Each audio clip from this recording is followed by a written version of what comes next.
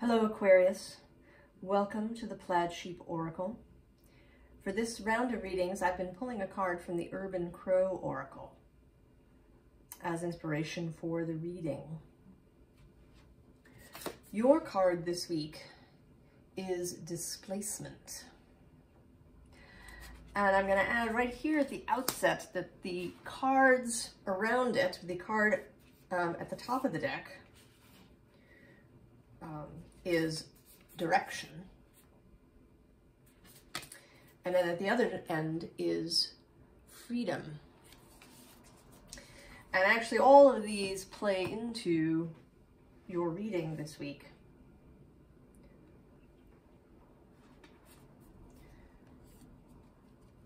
We start with this card, and I'm probably going to mangle this. Hireth. It's a Celtic word meaning longing for home, homesick for the stars. You're in the wrong place, Aquarius. And I want to say that it has to do with your occupation, your work, your vocation.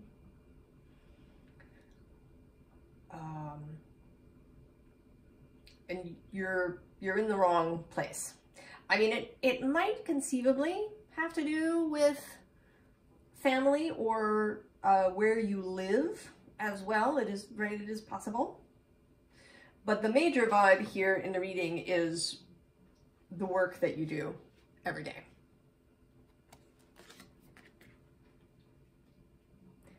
And you know you're in the wrong place.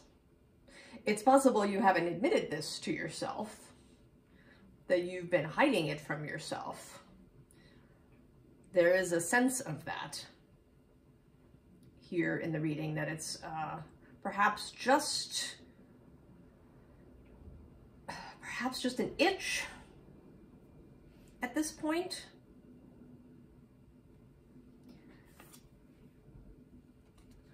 The next card here is Double Mission. And the subtitle is Lightworker, Starseed, Serve the World by Being You. Now, I don't know what it is, what this work is that's trying to come out of you, Aquarius. It might be, something that would fit into the spiritual community. You might be, a medium or a card reader or an astrologer or, an energy healer. But it could be other things too. Maybe you're an author or an architect or a mechanic, an engineer, a chef. I mean, it could be anything at all here. There is no indication of any kind specifically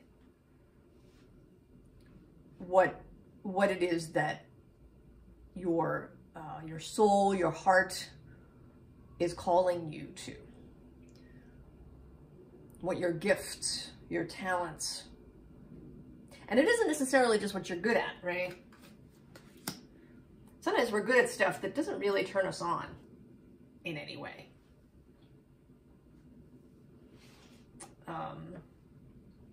Or, only a little aspect of it turns us on. But it isn't really where the juice is. So this next card is Messenger. Yeah. So something has been coming through, right? You're not totally oblivious. Something has been coming through telling you that you are in the wrong place. Feelings of dissatisfaction, feelings of anxiety or depression, stuff happening in your body. When we suppress things emotionally, mentally, they come out in the body. Digestive issues, immunity issues, all kinds of things. Dreams that you're having, even stuff that people say to you that, can be, it because often people see what it is that you want to be doing or who you are even before you do.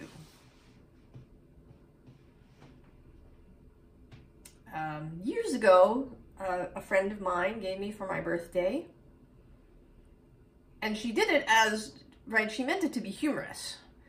She didn't believe in this, but it was a book on witchcraft about spells. And I had never shared any, interest that I had in spiritual and occult things. At this point, it was only, a very new sort of thing. I just kind of begun to, get information and really, sort of take my first steps into the occult, pagan, spiritual community. And here she was giving me this book.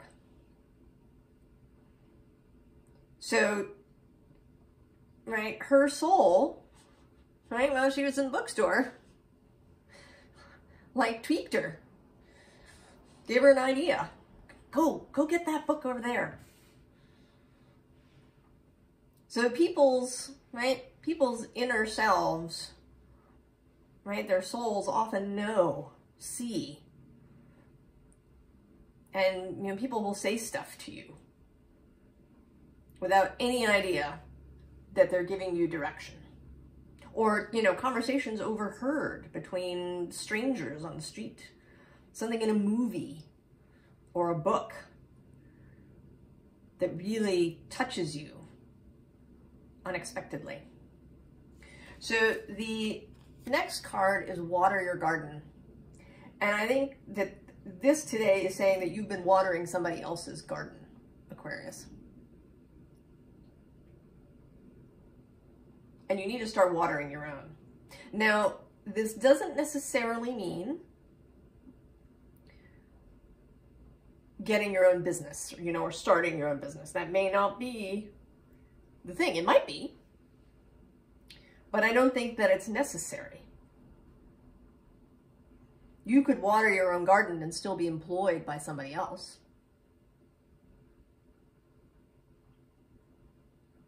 Right? It's not so much that you're watering your boss's garden, if that's it. You're just, it's like you're in the wrong garden.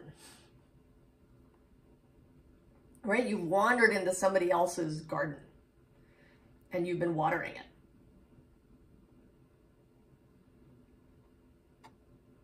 You might even have your own business, but it's not the one that you really want. So that's somebody else's garden.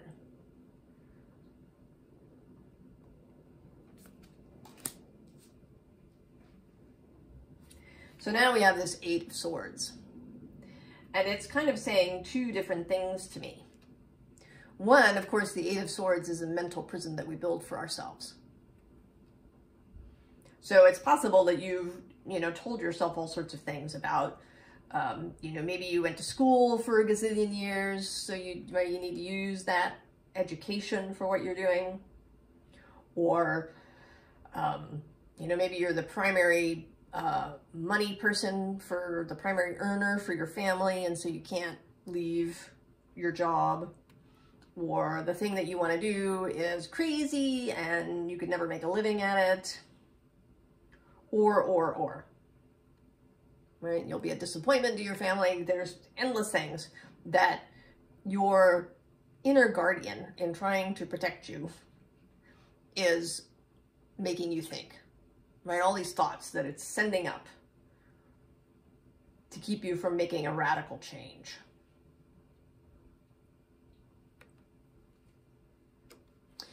But also in this card, there's this opening that is coming down from this figure's heart, right? There's an opening kind of into darkness, and these ships are heading off into it.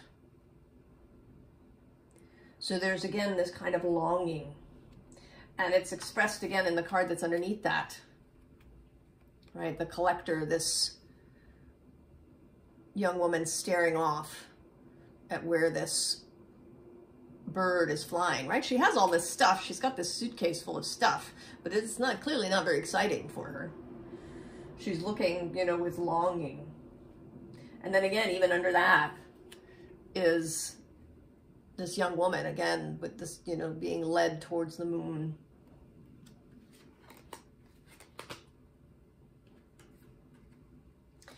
And then we have this Knight of Pentacles. And he's sort of, right, he's kind of a triumphant figure. And he is offering you, right, he's like arrived. Here is this pentacle. Look, this is what it is. Right, and he's coming towards you as you're there in your little nest of swords.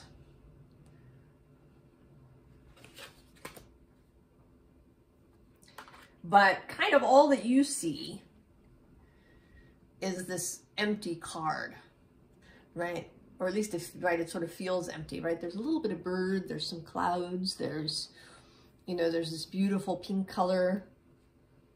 This is an imminent sunrise.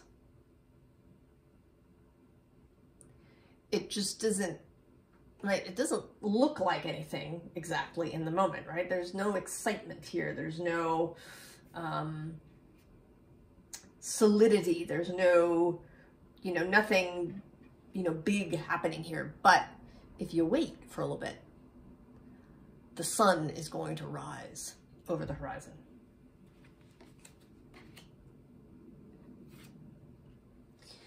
And we have here the writer. And this is asking you to rewrite the story you've got in your head about this subject. Whatever those weird doubts, well, maybe not weird, maybe normal doubts, whatever, I'm not sure why I said weird. I don't know. Maybe you feel that you're weird. Maybe you feel whatever you want to do is weird. I don't know. Or maybe some of you do. Or that other people will think it's weird. But you're, right, here you are, Seven of Wands. And I always think of this figure, right, like the stereotype of the woman jumping on the chair when a mouse is running around on the ground, right? It's a trope from, you know, early movies. I feel like you're up there, right? Like you're backing away from this new story that is beginning to form in your mind. Because even though you have that inner protector, the inner survival mechanism that wants to keep you safe by doing what has worked so far, and you are, although you are an air sign, Aquarius, you are fixed air. So you're not as mobile and mutable, right, as Gemini, say, who is ready to shift at a second's moment's notice. You have a reputation for, you know, innovation and futuristic thinking, right, that Uranian energy. But you've also got Saturn happening. The traditional ruler, the co-ruler of Aquarius. So you may be really, right, you're looking, you know, with suspicion and fear and anxiety, and yet also with longing. There's still, right, this figure still has some, right, she hasn't left the room and run away entirely. Right, she's kind of, right, she actually sort of, maybe she wants to be convinced, but she's looking, right, she's looking for evidence. And unfortunately, you don't always have that out of the gate, right? You kind of have to believe that the sun is going to come up over the horizon, even though you don't see it in the moment. Right, you have to be willing to get into the chariot and go. The chariot is traditionally Cancer energy. And sometimes that seems a little funny to me, but you know, Cancer is a cardinal sign. Emotional change. And that's kind of actually sort of what's wanted here, right? Because what you're filled with is anxiety, perhaps, or maybe even a defeatist kind of feeling, or an embattled feeling. And what you're actually after is this Ten of Cups. This Ten of Cups certainty that goodness and joy and prosperity and emotional fulfillment, not just for yourself, but for others as well, is available and possible.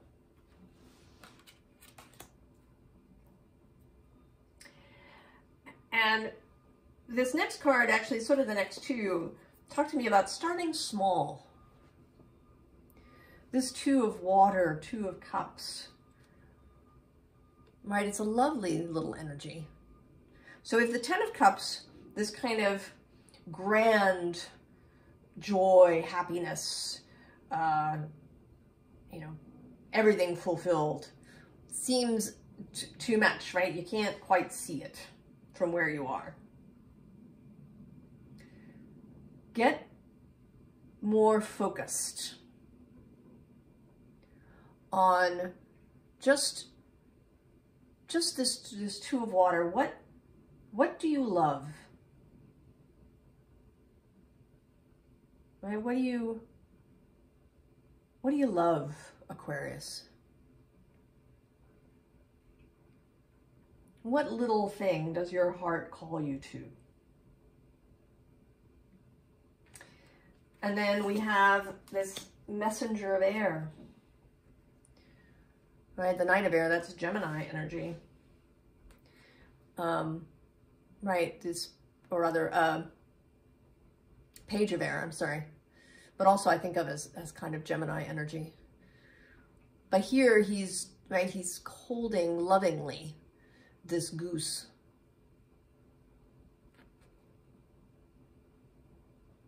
Right, what are you holding close to your heart? What idea is fluttering there?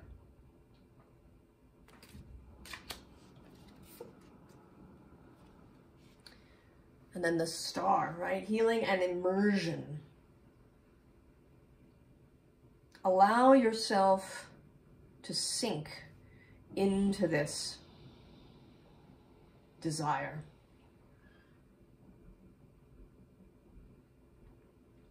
Allow yourself to really feel what your heart feels when you consider this desire, this call, this place that you want to go to. How does that feel? What does it mean to immerse yourself? And then also, you know what comes up when you do that? You make it, right? You can get information.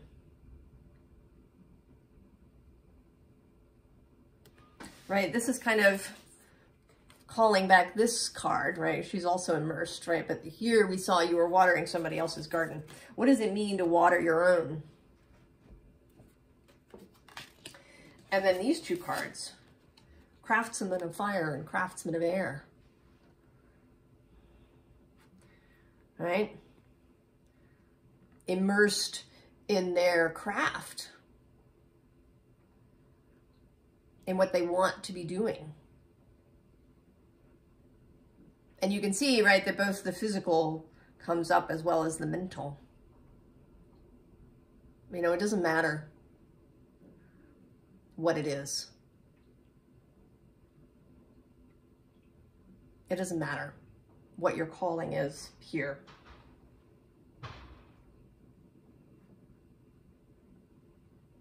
This is kind of not about the specifics of that. but about how you feel when you're in this space as craftsmen of whatever it is that you're doing. You know, and you can be a craftsman of law or medicine or art.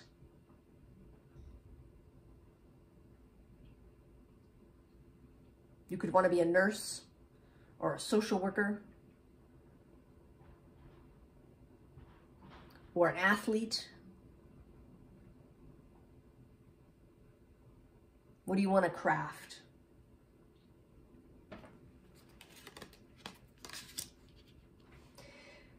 Now here we have a little bit of advice, right? So there's this Knight of Pentacles here, and I sort of feel like he's, right, this bird is holding this string that's tied to the fingers. So you've been holding this bird back. Right underneath this bird is the Chariot. Right, but this is a merry-go-round horse, still stuck in the ground. And underneath that is the Emperor, again, a bird being held back, possibly by these hands. You've been holding this idea, this dream, this love back. And so it feels, this Seven of Pentacles, rather than feeling, you know, Seven of Pentacles can feel really satisfying, right? You planted something and now it's coming up. And you can sort of rest from your labors and watch the fruit appear. But this card doesn't have this feeling. This card looks sort of exhausted and sad, right? She's carrying this heavy key. She's got this bird stuck to her because she won't let the bird go. It's exhausting. And it's creating this Nine of Swords mental haunting, right? This figure is haunted kind of by these kind of energies roiling around her head. You know, are you waking in the night? Are you having, you know, symptoms that you don't know where they're coming from? And the advice is to follow the hair. The hair there. This is the Three of Cups, yeah? Joy, restoration, reunion with this hair. You know, often the thing that we want to do as adults that calls to us has a relationship to what we did and love to do as children. It may be, you know, a more complex, more sophisticated version of what we did when we were children. You know, if we loved our erector set and our blocks, you know, now, you know, it's architecture or engineering.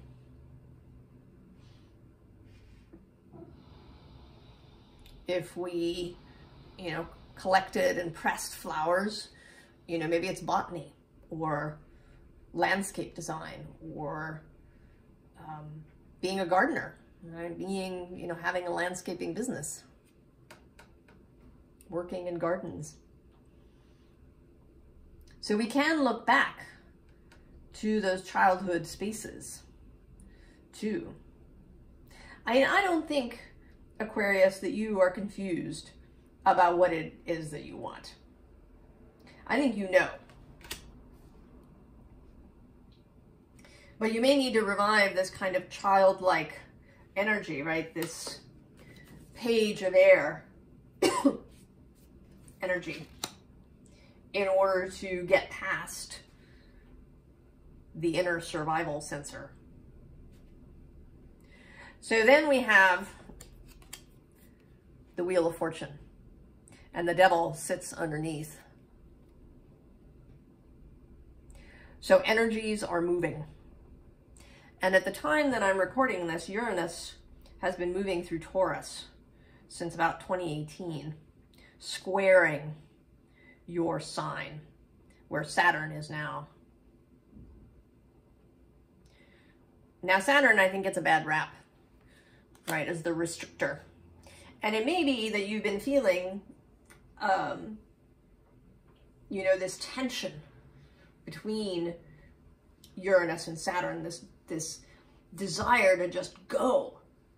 And then this other voice saying, wait, no, you got to make a plan. You got to have all your ducks in a row, or you can't even do it. You'll never make a living, or the world is upside down. What are you doing? Changing careers now. But Saturn also offers strength. He and Uranus, right, they're co-rulers of Aquarius. They can work together to innovate, but in a way that is structured. So it is totally possible for you. And I say that because the next card is the World and then the Eight of Pentacles. It's totally possible for you to craft this new world, this new life, in a way that doesn't blow everything up. You don't have to blow up your life, right? I know that, you know, this, you know, crow card of displacement, right? This is chaos. And this is a good part of the fear here, is that in order to do this, you have to blow up your life. But I don't believe that you do, Aquarius. That there is absolutely a way that you can move forward in a planned and structured way. I mean, at some point you do have to like take the complete, right? You have to step completely into the new space. And there may be, you know, a little, right? There's risk in that. But there are also ways to mitigate the risk. I don't think that you have to, you know, leap out the door. The Fool has not appeared in this reading anywhere. Instead, we have the Eight of Pentacles. Crafting a new world steadily. Now, this Five of Cups comes up. And this is really a warning.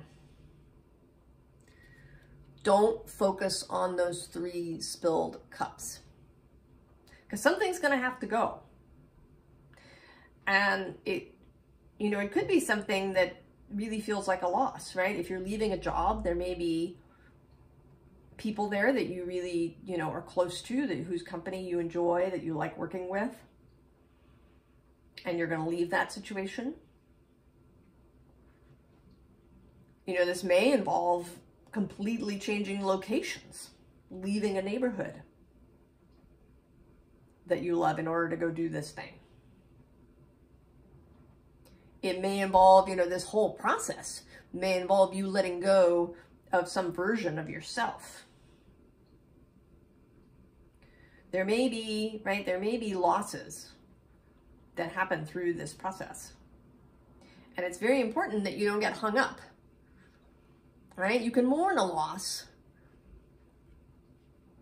without getting hung up and obsessed, right, by the 3 spilled cups. Keep your eye on the 2 that are still full, on what is coming, right? On this 2 of water that you love. And then we have the Hermit.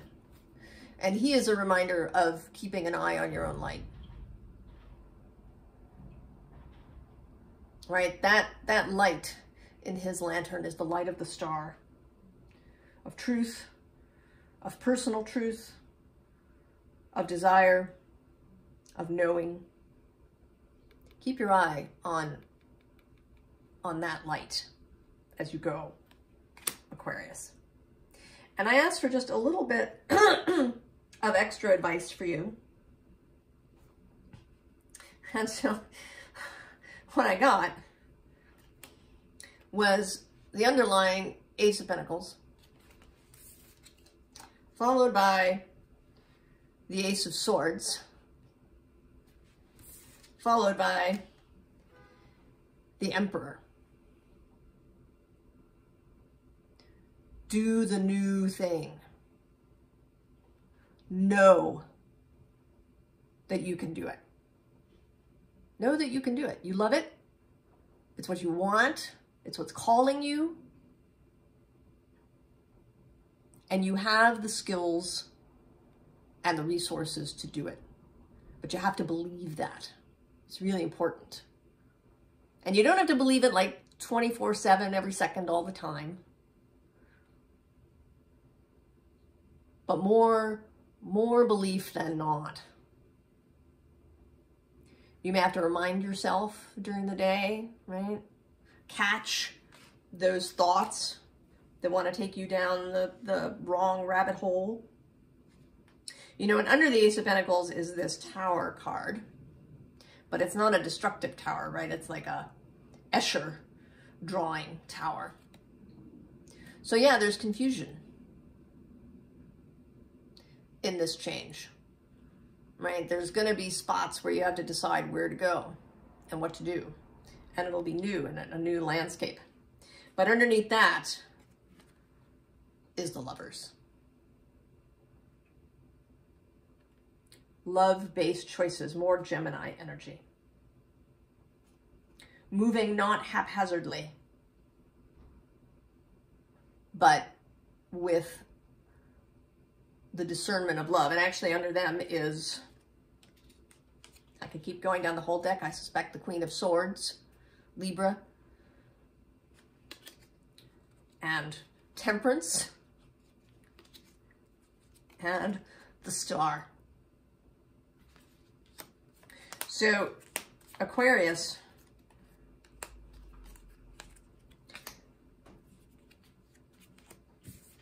you can do it. I absolutely believe that you can. I mean, the Star is your energy, traditionally. I didn't say that earlier, but that is your energy. Traditionally, the Star is Aquarius's key.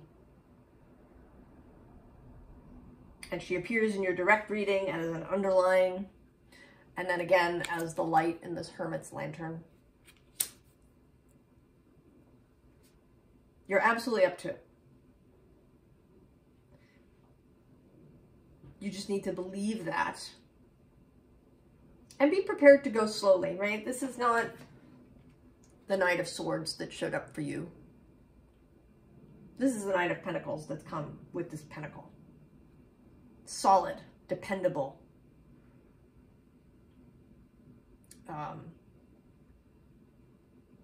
Will be there, right? Has an excellent foundation, right? I mean, he stands on what appears like a small rock, but we know that this rock runs all the way down to the center of the earth.